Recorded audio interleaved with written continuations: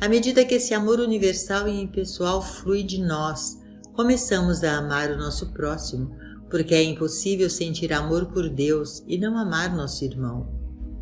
Se alguém diz, eu amo a Deus, e odeia seu irmão, é mentiroso, pois quem não ama seu irmão, ao qual vê, como pode amar a Deus a quem não vê? João 4:20. Deus e o homem são um só e não há como amar a Deus sem que esse amor atinja nosso próximo, seja ele uma pessoa, um lugar, um animal ou uma coisa. Tudo isso é nosso próximo. Cada ideia na consciência é o nosso próximo, o qual só podemos amar depois de reconhecermos nele o poder que vem de Deus. Quando virmos Deus como causa e o nosso próximo como aquele que está em Deus, então passaremos a amá-lo, seja na forma de um amigo, de um parente, inimigo, animal, flor ou pedra. Nesse amor que compreende todos como sendo Deus, oriundos da substância dele, descobrimos que tudo que nos vem à consciência assume o seu exato lugar. Aqueles que fazem parte de nossa experiência vêm até nós, e aqueles que não fazem são afastados. Amemos o nosso próximo espiritualmente, contemplando o amor como a substância de tudo aquilo que é, não importando sua forma. Estaremos amando de verdade quando nos elevarmos acima de nossa humanidade para uma dimensão superior de vida, na qual entendemos que o nosso próximo é puro ser espiritual governado por Deus, nem bom nem mal. O amor é a lei de Deus. Quando estamos em sintonia com o amor divino, seja amor de amigo ou inimigo, então o amor é algo suave que traz paz, mas é suave somente se estamos em sintonia com ele. O mesmo ocorre com a eletricidade. Ela é muito eficiente e útil, fornece luz, calor e energia, desde que suas leis sejam obedecidas. No minuto em que são violadas, podem se tornar perigosas. A lei do amor é tão inexorável quanto a lei da eletricidade. É importante que fique bem claro: não podemos prejudicar ninguém e ninguém pode nos prejudicar nem nos ferir. Nós próprios nos ferimos por violar a lei do amor, pois a pena recai sempre sobre aquele que pratica o mal, nunca sobre aquele para quem o mal é feito.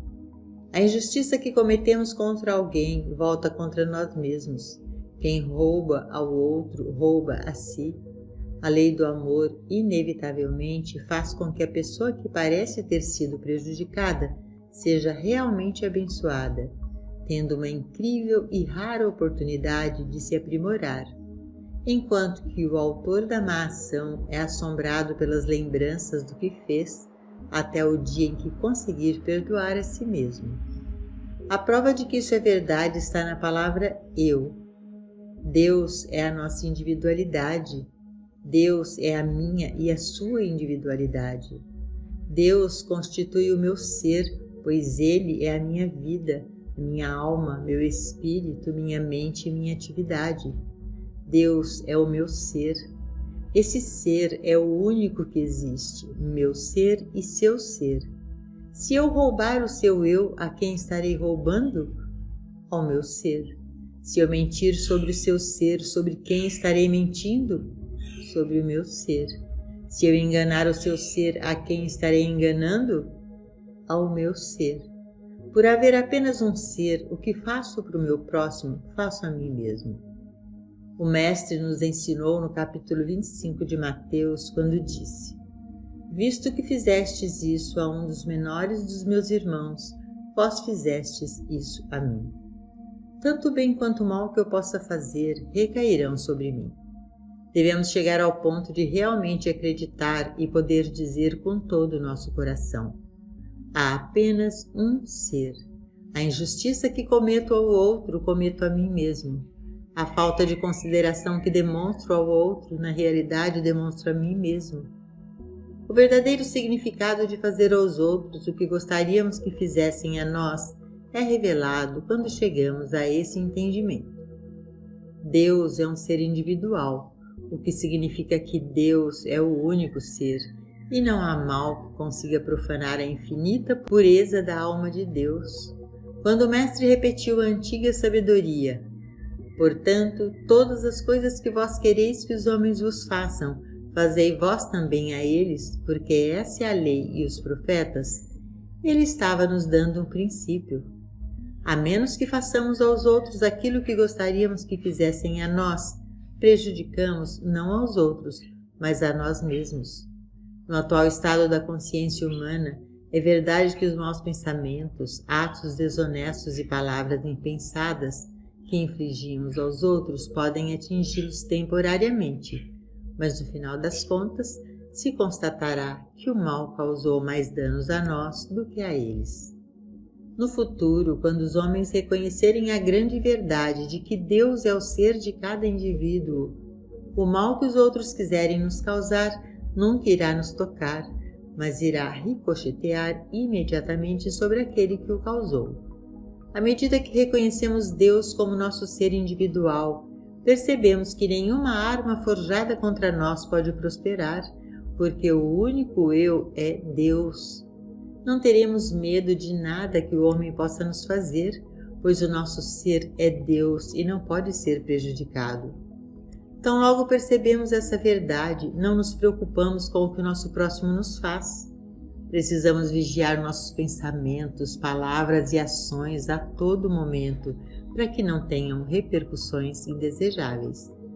E não devemos agir assim por temermos más consequências. A revelação do ser é muito mais profunda do que isso.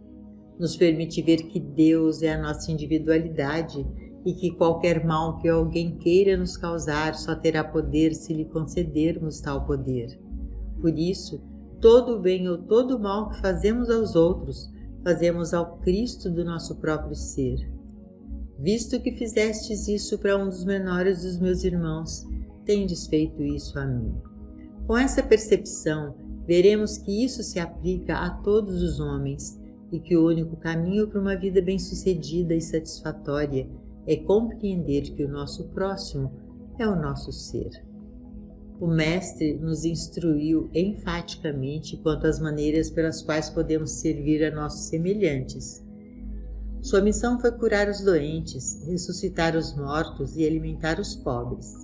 No exato momento em que nós nos transformamos em caminhos pelos quais flui o amor divino, começamos a servir uns aos outros, expressando e compartilhando amor e devoção, tudo em nome do Pai. Vamos seguir o exemplo do Mestre que não atribuía os feitos e nem buscava glórias para si. Sempre foi o Pai que fez as obras. Algumas pessoas se perguntam por que saem de mãos vazias quando são sempre tão caridosas. Acham que algo lhes falta porque acreditam que deram dos seus próprios bens e se esquecem de que, na realidade, a terra é do Senhor e toda a sua plenitude. Se expressarmos amor por nosso próximo, percebendo que não estamos dando nada de nós, mas daquilo que é do Pai, de quem todo o bem e perfeição vem, descobriremos que mesmo com todas as nossas doações, ainda sobram 12 cestos cheios. Acreditar que estamos doando de nossa propriedade, de nosso tempo ou de nossa força, reduz tais doações à filantropia e não traz nenhuma recompensa. A doação verdadeira vem quando há o reconhecimento de que a terra é do Senhor e que se nós damos do nosso tempo ou do nosso esforço, não estamos dando de nós, mas daquilo que pertence ao Senhor. Assim estaremos expressando o amor que é de Deus. Quando perdoamos, é o amor divino que flui de dentro de nós. Quando oramos por nossos inimigos, estamos amando divinamente. Ao orarmos por nossos amigos, nada lucramos. As maiores recompensas da oração vêm quando reservamos um tempo específico a cada dia para orar por aqueles que nos maldizem, por aqueles que nos perseguem, por aqueles que são nossos inimigos, não apenas pessoais, porque nem todos têm inimigos pessoais, mas religiosos, raciais ou étnicos. O Mestre nos ensinou: Pai, perdoa-lhes, porque eles não sabem o que fazem. Quando oramos por nossos inimigos, pedindo para que seus olhos se abram para a verdade Eles muitas vezes se tornam nossos amigos. Comecemos essa prática em nossos relacionamentos. Se há pessoas com quem não nos relacionamos harmoniosamente, encontremos uma maneira de nos aquietar e rezar para que o amor fraterno e a harmonia sejam estabelecidos entre nós, que em vez de termos inimigos, possamos estabelecer uma relação de fraternidade espiritual que torne nosso relacionamento com todos harmônico e alegre como nunca. Isso não é possível se estamos em desarmonia com alguém. Se alimentarmos animosidade pessoal, ódio étnico ou religioso, preconceito ou intolerância, nossas orações se tornam inúteis. Quando orarmos, devemos ir a Deus com as mãos limpas e, para isso, precisamos deixar nossos ressentimentos de lado. Fazer a oração do perdão por aqueles que nos ofenderam, já que eles não sabem o que fazem, e em seguida reconhecer: eu me relaciono com Deus como filho e, portanto, me relaciono com todas as pessoas como irmãos. Só quando estabelecemos esse estado de pureza dentro de nós, podemos pedir ao Pai: dá-me a graça, dá-me a compreensão, dá-me a paz, dá-me o pão e a compreensão espiritual de cada dia. Dá-me o perdão, mesmo para aquelas faltas inofensivas que eu cometi involuntariamente. Aquele que se volta para dentro de si em busca da luz interior, da graça, da compreensão e do perdão, nunca falha em suas orações. A lei de Deus é a lei do amor, a lei de amar os nossos inimigos, não temê-los e não odiá-los, mas amá-los. Seja lá o que nos façam, não vamos revidar. Resistir ao mal, retalhá-lo ou buscar vingança é reconhecê-lo como realidade. Se resistimos ao mal, o refutamos, nos vingamos ou revidamos, não estamos orando por nossos inimigos, que assintosamente nos usam e nos perseguem. Como podemos dizer que reconhecemos somente o bem, Deus como o único poder, se odiamos nosso próximo ou fazemos mal a alguém? Cristo é a verdadeira identidade. E reconhecer outra identidade além de Cristo é nos afastar da consciência crística. Amai a vossos inimigos, bendizei aos que vos maldizem, fazei bem aos que vos odeiam, e orai pelos que vos maltratam e vos perseguem, para que sejais filhos do vosso Pai que está no céu, porque faz que o seu sol se levante sobre os maus e os bons, e que a chuva desça sobre os justos e injustos. Não há outra maneira de ser o Cristo, o Filho de Deus. A mente crística não tem em si nenhum julgamento, nenhuma condenação, nenhuma crítica, mas contempla o Cristo de Deus como a atividade do ser individual na sua alma e na minha. Os olhos não compreendem isso, porque como seres humanos somos bons e maus, mas espiritualmente somos os filhos de Deus e através dessa consciência podemos enxergar o bem espiritual em cada um. Não há espaço na vida espiritual para perseguição, julgamento ou condenação de qualquer pessoa ou grupo de pessoas. Não é apenas inconsistente, mas hipócrita falar sobre o Cristo e nosso grande amor por Deus e depreciar o próximo por sua raça, credo, nacionalidade, filiação política ou posição econômica. Não se pode ser filho de Deus enquanto se persegue ou se odeia alguém ou alguma coisa, mas apenas quando a consciência está isenta de qualquer julgamento ou condenação. A interpretação mais comum de não julgar é que não devemos ver o mal em ninguém, porém temos que ir muito além disso, não vendo tampouco o bem em ninguém, e nem os rotulando de bons ou maus. O Mestre disse: "Por que me chamais de bom? Ninguém é bom a não ser um, que é Deus." É o cúmulo da presunção dizer: eu sou bom, generoso, benevolente, tenho caráter e bom entendimento. Se manifestamos alguma característica boa, não vamos nos considerar bons, mas reconhecer essa qualidade como atividade de Deus. Filho, tu sempre estás comigo e tudo que é meu é teu. Todo o bem do Pai é manifestado através de nós. Um dos princípios básicos do caminho infinito é que ser uma pessoa boa não é suficiente para garantir a nossa entrada no reino espiritual, nem para nos trazer a unidade com a lei cósmica. Sem dúvida, é melhor ser bom do que ser mau, assim como é melhor ser saudável do que ser doente. Mas adquirir saúde ou alcançar o bem em si não é vida espiritual. Nós a conhecemos somente quando nos elevamos sobre o bem e o mal humanos e percebemos que não há seres humanos bons ou maus. Cristo é a única identidade. Assim olhamos para o mundo e não vemos nem homens e mulheres bons, nem homens e mulheres maus, mas reconhecemos apenas o Cristo neles. Portanto, se trouxeres a tua oferta ao altar e aí te lembrares de que teu irmão tem alguma coisa contra ti, deixa ali diante do altar a tua oferta e vai reconciliar-te primeiro com o teu irmão e depois vem e apresenta a tua oferta.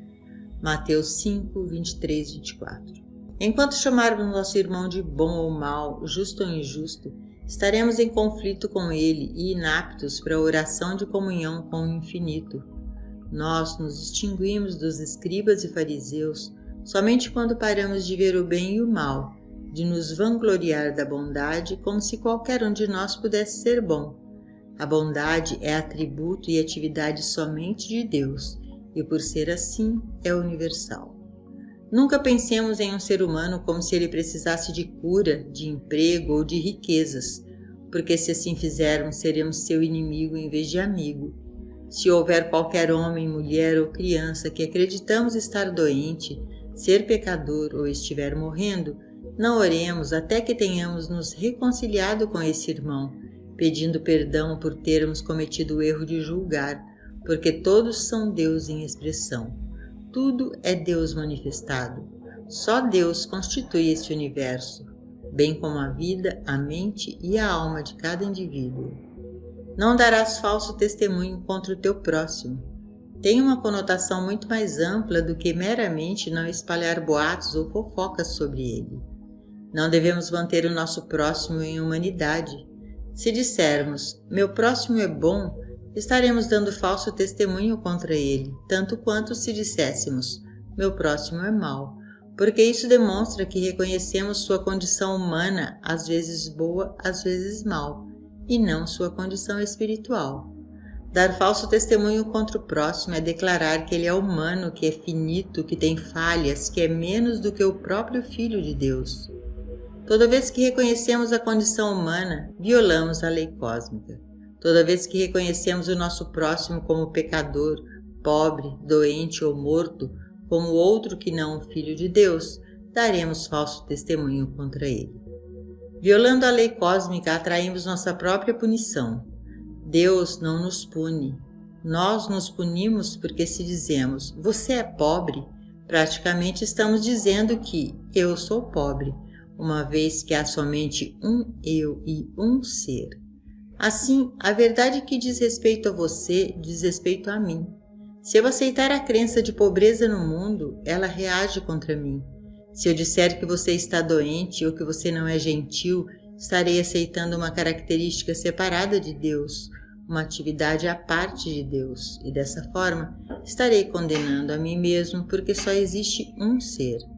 Finalmente, quando dou falso testemunho contra alguém, me condeno e sou o único a sofrer as consequências.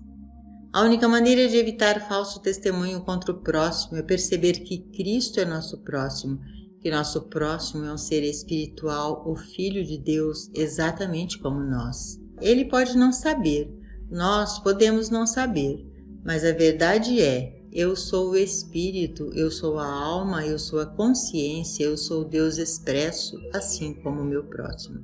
No Sermão da Montanha, o Mestre nos deu um guia e um código de conduta para seguirmos enquanto desenvolvemos a consciência espiritual. O caminho infinito enfatiza os valores espirituais, um código espiritual que automaticamente resulta em boa conduta. Ser humanamente bom é uma consequência natural da identificação espiritual. Seria difícil compreendermos que o Cristo é a alma e a vida do ser individual e mesmo assim discutirmos e difamarmos o nosso próximo. Depositamos nossa fé, crédito e confiança no invisível infinito e não levamos em consideração as circunstâncias e condições humanas. O mandamento, amarás o teu próximo como a ti mesmo, fala do amor humano, do afeto ou da amizade. Ele identifica nosso próximo espiritualmente e, consequentemente, vemos o efeito dessa identificação correta no aspecto humano. Muitas vezes temos dificuldade em amar o próximo porque acreditamos ser ele a barreira entre nós e o nosso bem. Isso está longe de ser verdade. Nenhuma influência externa para o bem ou para o mal pode nos atingir, pois nós mesmos liberamos o nosso bem. Para entender o significado completo disso, é necessária uma mudança na consciência. Como seres humanos, achamos que existem pessoas no mundo capazes, se quiserem, de nos fazer o bem ou nos causar o mal, dano ou destruição. Como isso pode ser verdade se Deus é a única influência em nossa vida? Deus, que está mais perto do que a nossa respiração? A única influência, que é sempre boa, é a do Pai interior. Não poderias ter poder nenhum contra mim, se não te fosse dado do alto. Quando percebemos que a nossa vida se desdobra de dentro do nosso próprio ser, chegamos à conclusão de que ninguém na Terra jamais nos machucou e nos ajudou. Toda a dor que já tivemos na vida foi resultado direto de nossa incapacidade de contemplar o universo como sendo espiritual. Qualquer que seja a forma de o encararmos, louvando-o ou condenando-o, sempre nos consideraremos culpados. Se olharmos para trás, muitas vezes conseguimos enumerar as razões para cada discórdia que tivemos. Sempre foi a mesma coisa, porque nunca tivemos um olhar espiritual. Ninguém pode nos beneficiar nem sequer nos prejudicar. Tudo o que sai de nós volta para nos abençoar ou para nos condenar. Em outras palavras, criamos o nosso próprio bem e o nosso próprio mal. Deus não faz nenhum dos dois. Deus é um princípio de amor. Se estivermos em unidade com esse princípio de amor, então atraímos o bem, mas se não estamos, atraímos o mal para a nossa experiência, pois tudo que flui secretamente da nossa consciência é demonstrado ao mundo em nossas ações. Tudo que emana de Deus na consciência do homem, individual ou coletivamente, é poder. O que emana de Deus e atua na consciência do homem, senão amor, verdade, integridade, perfeição, plenitude, todos os atributos de Cristo? Porque há um único Deus, um poder infinito, o amor deve ser a emoção que controla o coração e a alma de cada pessoa na face da terra. Em contraste com isso estão os pensamentos de medo, dúvida, ódio, ciúme, inveja e animosidade, que provavelmente falam mais alto na consciência de muitos dos povos do mundo. Nós, como buscadores da verdade, pertencemos a uma minoria dos que receberam a revelação de que os maus pensamentos não são poder e de que não têm controle sobre nós. Nem todo mal ou pensamento falso na terra tem poder sobre você ou sobre mim, a partir do momento em que entendemos que o amor é o único poder. Não há poder no ódio, não há poder na animosidade, não há poder no ressentimento, nem na luxúria, nem na ganância ou na inveja. Poucas pessoas no mundo são capazes de aceitar o ensinamento de que o amor é o único poder e estão dispostas a se tornar como uma criança.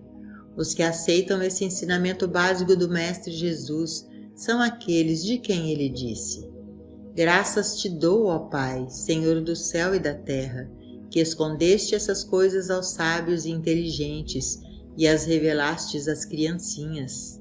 Assim é, ó Pai, pois assim foi do teu agrado. Bem-aventurados os olhos que veem o que vós vedes, pois vos digo que muitos profetas e reis desejaram ver o que vós vedes e não ouviram, e ouvir o que ouvis e não as ouviram.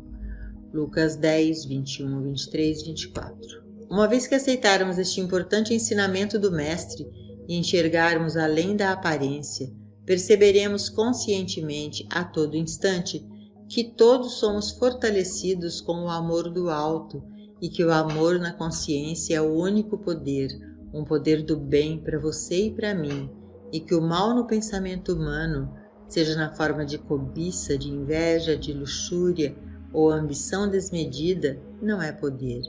Portanto, não deve ser temido nem odiado. Conhecemos nosso irmão conhecendo a verdade sobre ele. Saber que o que nele está que é de Deus é poder e o que nele está que não é de Deus não é poder. Assim estaremos amando nosso irmão verdadeiramente. Séculos de ensino ortodoxo incutiram em todos os povos o sentimento de separação e desenvolveram interesses distintos e apartados entre si.